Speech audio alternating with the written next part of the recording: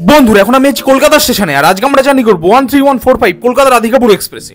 ট্রেনটা কলকাতা স্টেশন থেকে ছাড়লো সন্ধ্যে 7:50 তারপর দমদম ব্যারাকপুর হয়ে ট্রেনটা দাঁড়ালো তার প্রথম স্টপ নৈহাটিতে। আর নৈহাটির পরে হুগলি নদী পেরিয়ে ট্রেন দাঁড়ালো ব্যান্ডেলে। আর ব্যান্ডেলের পরে আমি বসে পড়লাম আমার রাতের খাবার নিয়ে, যেটাতে ছিল ডিম তরকা আর রুটি। আর এর সাথেই চলে এলো নবদ্বীপ ধাম। আর এই নবদ্বীপ ধাম হচ্ছে শ্রী চৈতন্য মহাপ্রভুর জন্মস্থান।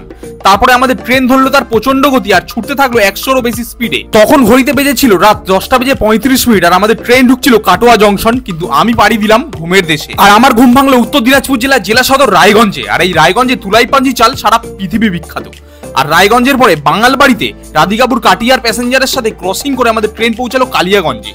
আর কালিয়াগঞ্জে হলো আমাদের ট্রেনের সাথে রাধিকাপুর হাওড়া কুলিক এক্সপ্রেসের ক্রসিং। তারপরে উত্তরবঙ্গের বসন্তে সোনালী সকাল দেখতে দেখতে আমরা পৌঁছে গেলাম আমাদের ডেস্টিনেশন রাধিকাপুরে। আর আমাদের ট্রেন রাধিকাপুর পৌঁছালো তার নির্দিষ্ট সময় থেকে 10 মিনিট আগে। আর এখানেই শেষ করছি আজকের মিনি ব্লগ। ভিডিওটা ভালো লাগলে ফলো সাবস্ক্রাইব দূরে করে দিন। টাটা, সবাই ভালো থাকবেন।